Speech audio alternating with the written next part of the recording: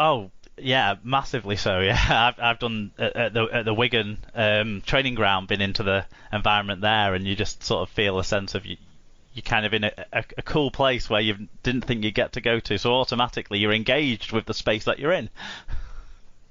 Exactly. And the thing with people who may have some mental health issues or just want to learn a bit more about mental fitness is it's not the easiest thing to either talk about, ask about, or put yourself forward to.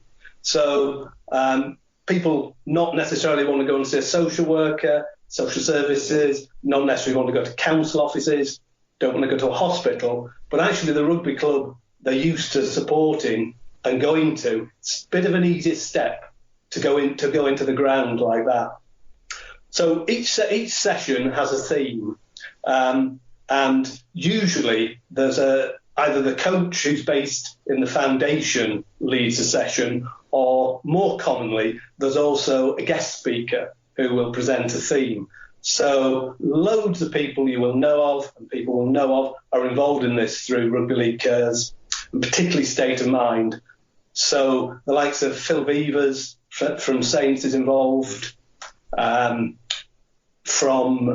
some of the other clubs, players like Paul Heighton very much gets involved. Keith Senior is involved. So I'll just give you an example of how one of the sessions can run. One of the first sessions that I went along to, just see how things went, held at Warrington, and the referee, Ian Smith, or the former referee, Ian Smith, was presenting that. Ian, very open to talking about his own issues, his own problems that he's encountered and hopefully come through the other side of. So he talked about his story about actually being stood down by the Super League and what he went through after that. But in terms of the rugby side, his main theme was anger management. Now, this bit might be a bit painful for you, because he used the video of Ben Flower in the grand final, but talked through some of the issues that were going on there. So immediately caught people's attention, something they knew about. Everybody in the dressing room had seen it. But he then analysed it, took it apart, and gave hints, tips, a little bit of theory as well, but not too much. Things like Steve Peters' chimp theory is used a lot. So it was how you can step back and not get into the position of that. So really engaging session, and the people are totally engrossed by it. But for the second half, it moves on to people talking about what those issues meant for them. So there were people present talking about situations they'd been in, where there'd been angry situations they've been, and their own strategies for dealing with that. So each of the 10 sessions has a different theme. So there will also be things a bit more gentle than that, mindfulness, breathing exercises, how to relax. But the whole purpose being to get people who wouldn't normally be in the environment talking about how to deal with stressful situations and things that could, in extreme situations, bring on mental health problems or even mental illness. That sounds fantastic. Like the way you sort of say the sessions are run, it clearly will give everyone a chance to kind of get into them that goes to them, because, like you say, you're seeing someone recognisable, talking about something recognisable and relatable, and then that brings people in, doesn't it? So automatically people are engaged. That sounds really clever and really well put together. Obviously, we are now very much in a extreme time where certainly, people who struggle with coping with their mental wellness and things like that probably will find a heightened sense of that on themselves right now. So what are Offload doing to manage being able to still provide the fantastic service that they provide during these unusual and tough times? Quite right. I mean, we at St Helens had only just started the programme, so we were 2 weeks in when we had to stop everything. Like most rugby league clubs, the ground is really a no-go area for both staff and the public. So some of the longer running programmes, particularly Warrington, very quickly began to look at what they could do. So the main way of providing offload at the moment is, and you gave it a good shout out last week, is a Tuesday evening, which is generally the evening that clubs run it, at 6:30, which is the time that it's run. And a guy called Russell Treasure leads the session through Zoom. So people have picked up on it through direct emails from the clubs, from the participants. But I think it's also getting quite a lot of traffic on Twitter and things. So it's simple to join as long as you've got Zoom, and it's like a conference call. So everybody can join in. Russell will lead it. He'll run it in a similar way to an offload session, with a bit of an introduction, ask people how they are. People can talk a little bit about how they're feeling, particularly at the moment. And I'd probably stress that this is so unusual, this is so different, that people who, generally wouldn't think that mental fitness is an issue for them, their cope, whatever, we're all really finding the strain at the moment. Oh, yeah. So some of the things Russell will talk about are actually just tools we can all use.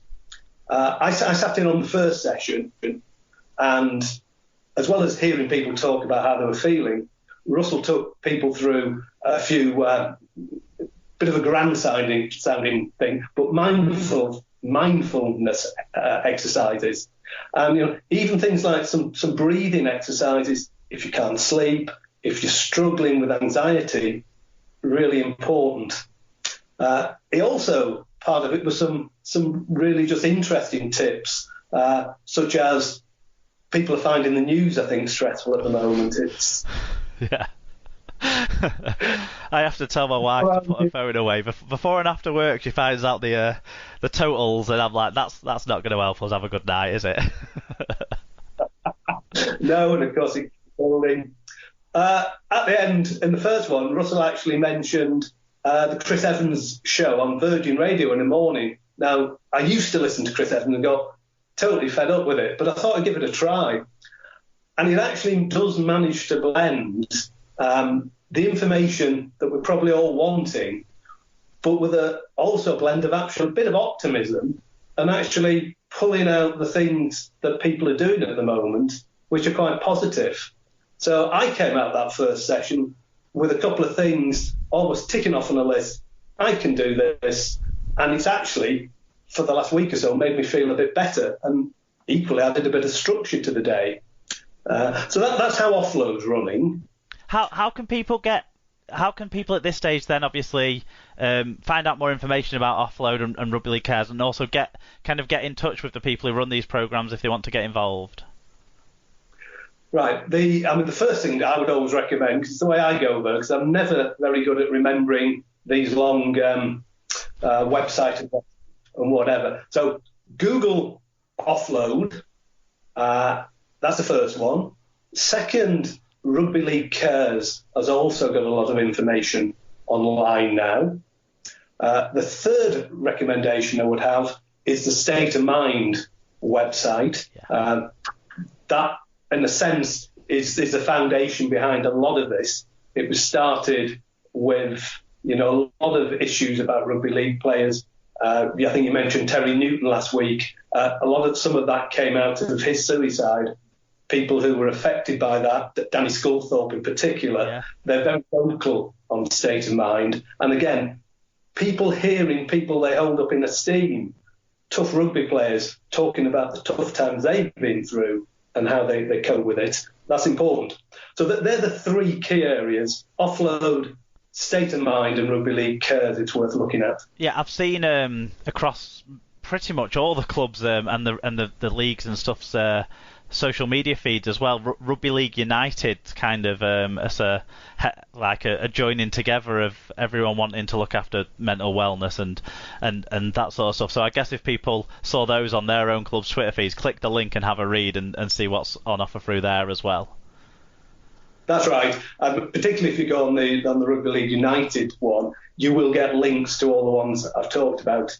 Rugby League United is going to be very important if, fingers crossed, we get the World Cup we're all expecting next year, because that's very much tied into the Rugby League World Cup mental health awareness programme, which, of course, Prince Harry so adeptly talked about at the Rugby League World Cup launch. So fingers crossed that really does carry on. Yeah, definitely. Yeah, I think that's fantastic, and clearly the focus that we put on in our sport comes out through programs like that, and it's probably one of the reasons why Harry was so keen to be involved. Former Prince Harry was so keen to be involved in the launch, in the draw, in the Buckingham Palace and those sorts of things, because of what our sport does. So things like this are great, and if people want to find out more, they're your places to look. But you also obviously will have other parts of a role to do within the Saints Community Foundation, and all the Super League clubs have these community foundations, don't they? And I'll tell you what I know, and then you can pick me up on what I don't know about the community foundation. So most of them seem to run the programs where, you know, the club interacts with their community. So, you know, links between the club, the big club in the town, and the community clubs in the town, the schools in the town, running things like the PDRL and LDRL sides within the clubs, and I think some of the clubs run the women's side through the foundations as well, and things like that. That's my experience of the foundations, mostly through Wigan Rugby League, but also through people I know who work for foundations at other clubs. So what sort of stuff is involved at the Saints Foundation? Well, I'm glad you've said that, Mark, because it gives me the link as to where I came into this. I just said exactly the same as you. I got involved about 9 months ago, and I thought the foundations were mainly about coaching kids in schools, Sky Try, getting people to play rugby, particularly at St Helens, very much into the learning disability side of rugby, and that's about it. What happened for me was I played a bit of cricket locally at one of the local cricket clubs, and Saints did, for the Catalan game last year, £10 tickets with a £5 cashback for community-based clubs. I contacted the foundation to say, is that just rugby league clubs, or can as a cricket club we do that? They said no, cricket club, anything. So me and a few of the players went along to the Catalan game.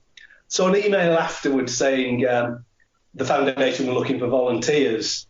I emailed Steve Leonard at the Saints Foundation to say, I'd be interested in that. I'm not at all practical. Going on a rugby field would frighten the life out of me. I think I've been on 4 times and blood came out my mouth every time. So, and that was just carrying a flag on and off.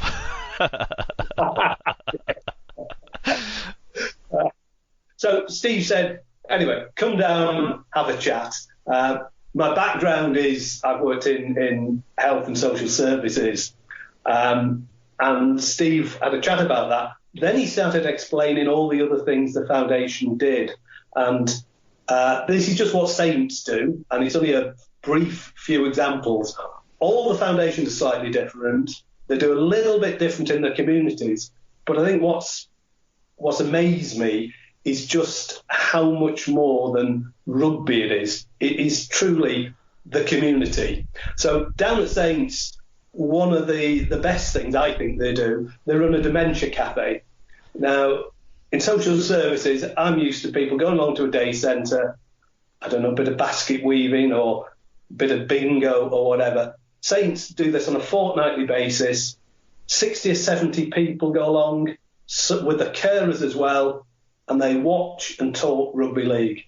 And for those people, like you and me, when we get even a bit older, it's just so much better than what can be offered. It's in one of the lounges overlooking the ground.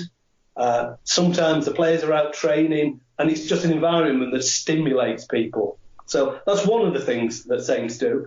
They've also got a very strong veterans section.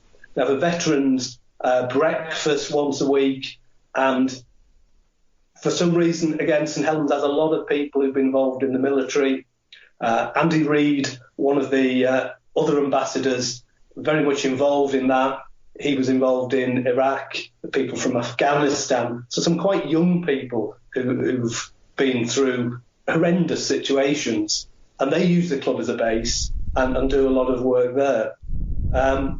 They also work homelessness in St Helens, like a lot of places. Foundation funds and supports a chaplain. who will actually go out, spend time with